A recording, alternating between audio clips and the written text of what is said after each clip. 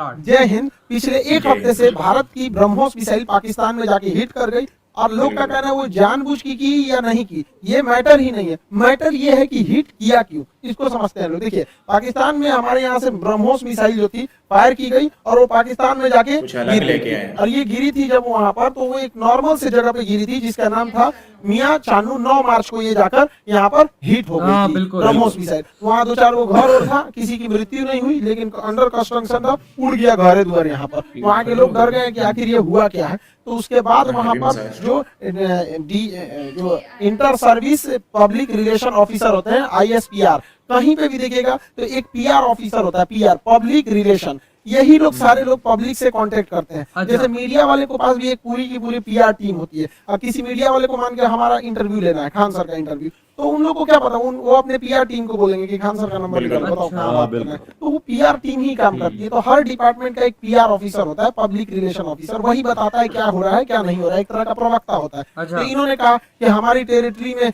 एक पता नहीं अनआइडेंटिफाई कोई ऑब्जेक्ट घुस गया, 4 मिनट तक उड़ते रहा, प्रोजेक्टाइल था, वो आया गिर गया, किसी की जान माल की क्षति नहीं हुई है, हमने उसे पूरी रडार में ट्रैक किया, आके वो यहाँ पे गिर गया। ये इन लोग का स्टेटमेंट था। एक्चुअली में हुआ क्या था कि भारत से मिसाइल लॉन्च किया गया था, लेकिन ये दोनों देशों में विवाद न हो जाए इसलिए भारत सरकार के पहले से एक समझौता है 1999 का। 21 फरवरी 1999 में अटल बिहारी वाजपेयी और नवाज शरीफ के बीच एक लाहौर एग्रीमेंट साइन हुआ था, लाहौर डिक्लेरेशन। इसमें कहा गया था कि अगर दोनों सेनाओं की ओर से अगर कभी भी गलती से कोई मिसाइल या हमला हो जाता है तो वो लोग हॉटलाइन पे बात करके इसका कंफर्मेशन कर देंगे कि जानबूझ के किया गया या गलती से हुआ है, इसकी अवगत करा दिया जाएगा। तो उसके लिए भारत की ओर से हॉटलाइन पे बात करके बता दिया गया पाकिस्तान को 2 दिन बाद कि भैया हमारी ओर से गलती से चला है। अब ये हॉटलाइन क्या होता है? ये हॉटलाइन फोन में कभी रिंग नहीं बजते। आप जैसे मोबाइल में डायल करते हैं किसी को, तो पहले बोलेगा नमस्कार, भारत ने 150 करोड़ कोविड टीकाकरण पार कर लिया, 175 करोड़,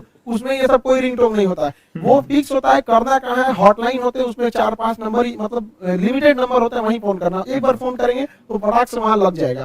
तो हमेशा इमरजेंसी में होता है। अगर हम कहीं किसी पे फोन पे बात कर रहे हैं और कोई नॉर्मल आदमी हमको कॉल करेगा तो उसको वेटिंग बता देगा, लेकिन अगर हॉटलाइन से कॉल करेगा तो जिससे हम बात कर रहे हो तो उसका फोन कट जाएगा और डायरेक्ट आ जाएगा मेरे पास आदेश। तो ये हॉटलाइन 2 देशों के बीच में होता है। मुख्यमंत्री जब कॉल करते हैं तो हॉटलाइन से कर सकते हैं, प्रधानमंत्री वगैरह। तो हॉटलाइन से भारत सरकार ने उन्हें बता दिया कि ऐसा ऐसा हुआ है। शुरुआत में ये मामला दब गया था, लेकिन पाकिस्तान के लोगों को लगा कि उनकी तो मेरी बेइज्जती हो गई, किसी ने आया पूरा बजा के चला गया, इसकी जांच होनी चाहिए। अब ये भाई साहब ये कर रहे हैं कि इसकी जांच कराएंगे हम, कैसे मिसाइल आया और ऐसे हमारे देश के अंदर घुस गया 124 किलोमीटर। अब ये मामला लेके जाएंगे यूएनओ में सिक्योरिटी काउंसिल में उठाएंगे, रूस से कहेंगे, चाइना से कहेंगे, इस्लामिक ऑर्गेनाइजेशन के देशों से कहेंगे। इन लोग का कहना है कि यूएनओ तक में ये मामला उठेगा कि आखिर ये मिसाइल आया क्यों। ये गधा पाकिस्तान उसी चाल में फंस गया जिसमें हम इसे फंसाना चाहते थे। हम ये चाहते थे कि पाकिस्तान इस पर बवाल करे और ये मामला इंटरनेशनल हो, लेकिन इन गधों के यहाँ पता नहीं कोई इंटरनेशनल रिलेशन पढ़ाता भी है कि नहीं, इन गधों को कुछ नहीं पता, ये हल्ला कर दिए हैं। एक्चुअल में ये मिस फायर नहीं था,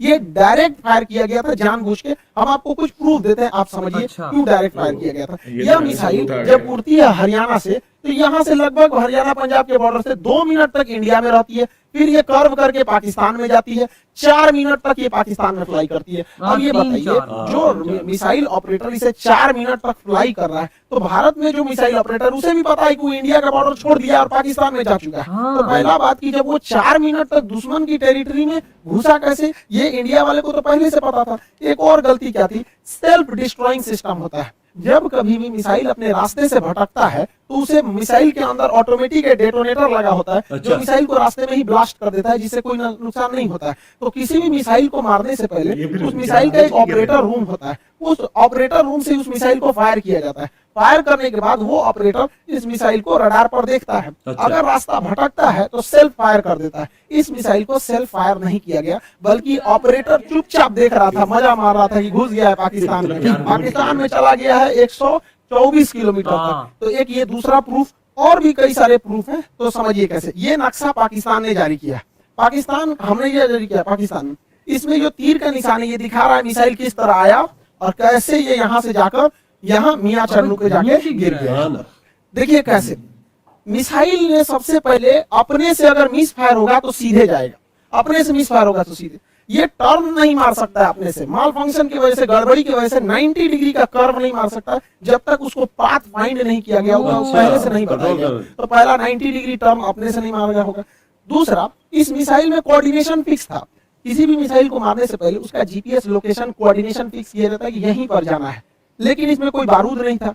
देखिए अमूमन यही होता है कि पहले उसमें बारूद यानी वारहेड भरा जाता है, पहले उसमें वारहेड भरा जाता है, तो इसमें वारहेड था नहीं। जब वारहेड भर दिया जाता है तब उस मिसाइल में फीड किया जाता है कि इस मिसाइल को जाना कहाँ है, तो इस मिसाइल में जाना कहाँ है ये फीड कर दिया गया था और वारहेड नहीं फीड किया गया था। और जाना भी कहाँ है, मियां चन्नू पे। यहाँ ना कोई स्ट्रेटेजिक लोकेशन है, ना कोई सेना का स्कूल है, कुछ भी ऐसा नहीं है। जानबूझ के भारत ने मिसाइल का वॉरहेड हटाया कि किसी की जान माल की हानि ना हो, और ऐसे जगह को चुन लिया जहां कोई स्ट्रेटेजिक महत्व नहीं है कि बवाल ना होगा, बस हमें मिसाइल घुसा के बवाल करना था, भयंकर बवाल नहीं कराना था। एक और देखिएगा, इस मिसाइल को अगर देखेंगे तो 104 किलोमीटर से ज्यादा ये भारत में रही है, 124 किलोमीटर गई है, उसके बाद भी ये एक्स्ट्रा गई है, यानी इस मिसाइल की रेंज जो थी वो 290 किलोमीटर है।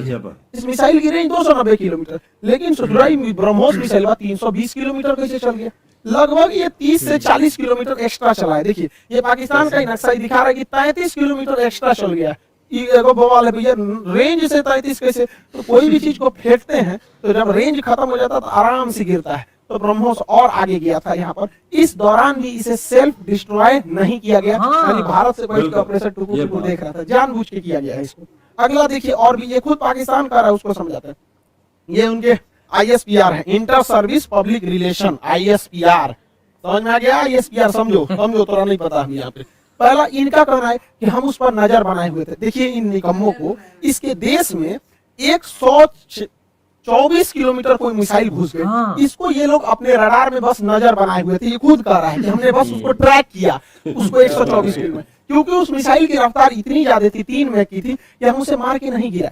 जबकि जब भी कोई एयरफोर्स में कोई दूसरी देश का जहाज या कुछ भी हॉस्टाइल सिचुएशन में कोई चीज एंट्री करता है तो स्टैंडर्ड ऑफ प्रोसीजर SOP जो कहता है कि सबसे पहले उसको मार के गिराओ। इन लोगों ने मारा नहीं वहां पर। 124 किलोमीटर जब ये घुसा है तो कई बड़े शहरों के ऊपर से क्रॉस करके गुजरा है, कई हाई वैल्यू टारगेट को क्रॉस करके गुजरा है, क्या पता वहीं गिर जाता।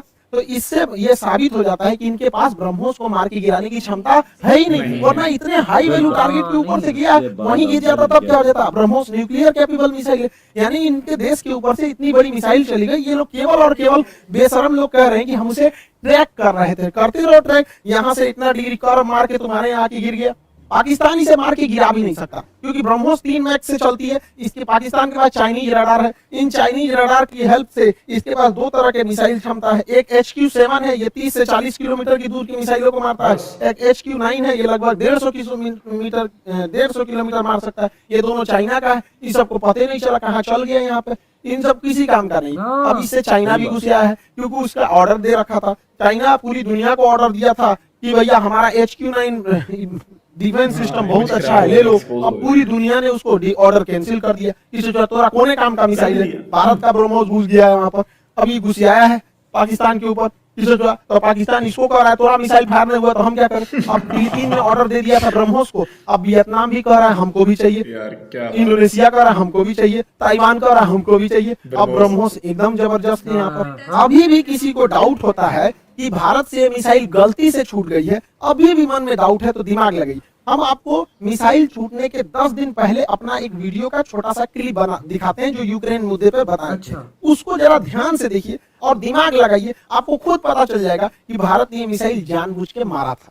इस दुविधा में हम लोग हैं कि अमेरिका का साथ दें कि रूस का साथ दें। इसके लिए सबसे अच्छा रास्ता क्या होता है समझिए। मान के चलिए हमारे 2 बहुत करीबी आदमी हैं, उन दोनों का ब्याह पड़ गया, तू कह रहा है कि हमारे ब्याह में आना, तू कह रहा है हमारे ब्याह में जाएगा, तो भैया हम एक में जाएंगे तो दूसरा से संबंध खराब हो जाएगा। एक काम करते हैं, कोई दिन हम अपने ब्याह कर लेते हैं, बातें खत्म हो जाएगा, भैया हम अपने ब्याह में भी जीते। इसी वजह से सबसे अच्छा तरीका है ना हम रूस के फेवर में जाएंगे और ना ही हम अमेरिका के फेवर में जाएंगे। सबसे अच्छा तरीका है मोदी जी को अपनी सेना को बोलिए कि गलवान घाटी में 2 किलोमीटर आगे घुस जाए। गलवान घाटी में जैसे 2 किलोमीटर आगे घुसेगी, लड़ाई तो करना नहीं है, उलझा के रखना है। 2 किलोमीटर जहां आगे घुसेगी उधर से चाइना वाले घुस जाएंगे, फिर वैसे ही स्टैंड ऑफ हो जाएगा।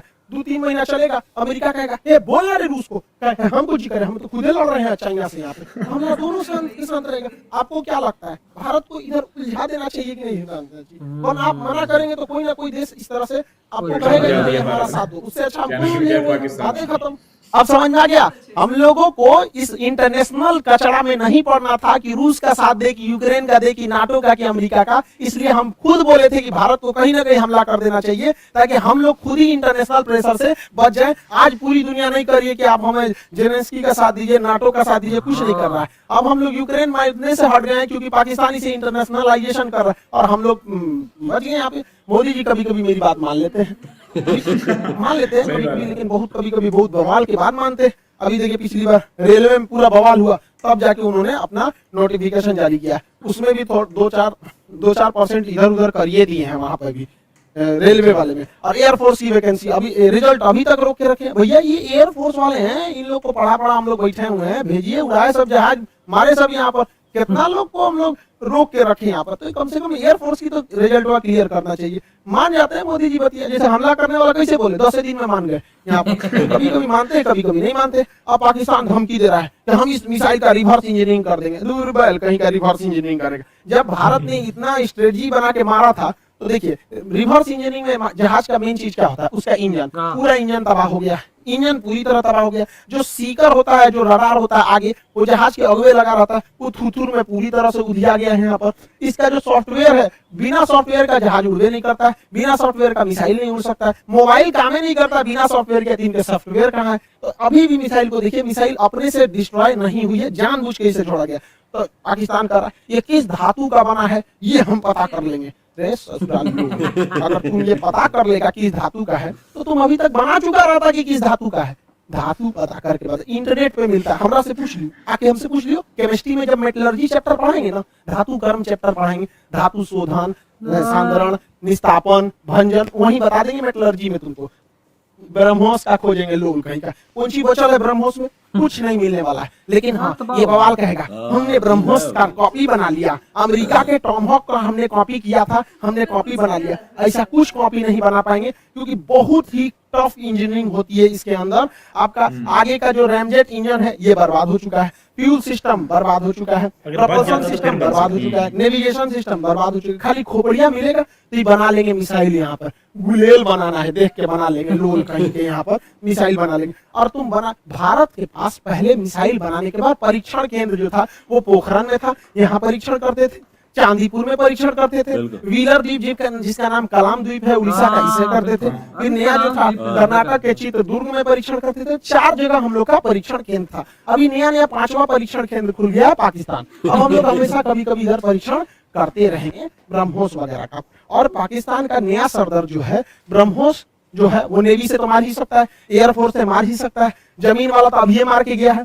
इसका नया खतरनाक वर्जन ब्रह्मोस 2 आ रहा है, जो 800 किलोमीटर मारेगा। यानी पाकिस्तान में बैठे बैठे पाकिस्तान हेल के, अफगानिस्तान हेल, ताजिकिस्तान चल जाएगा वहां पर। ब्रह्मोस 2 आ रहा है, इसका बाप है ये ब्रह्मोस का। अभी इसी से नहीं लड़ पाए तुम, तो दादा आ रहा है। दूसरा ब्रह्मोस NG आ रहा है, बहुत हल्का रहेगा और बहुत दूर तक मारेगा। तो तुम ससुरे, एक तो तुम्हारे बाप के बस की बात है नहीं रिवर्स इंजीनियरिंग, क्योंकि बचा ही कहाँ है। अगर उस तरह से देखिएगा तो हम तो वियतनाम को, फिलीपीन को बेचे हैं, वही बना ले रिवर्स इंजीनियरिंग। रिवर्स इंजीनियरिंग इतना आसान है तो हम लोग राफेल खरीद के लाए, नहीं बन जाएगा।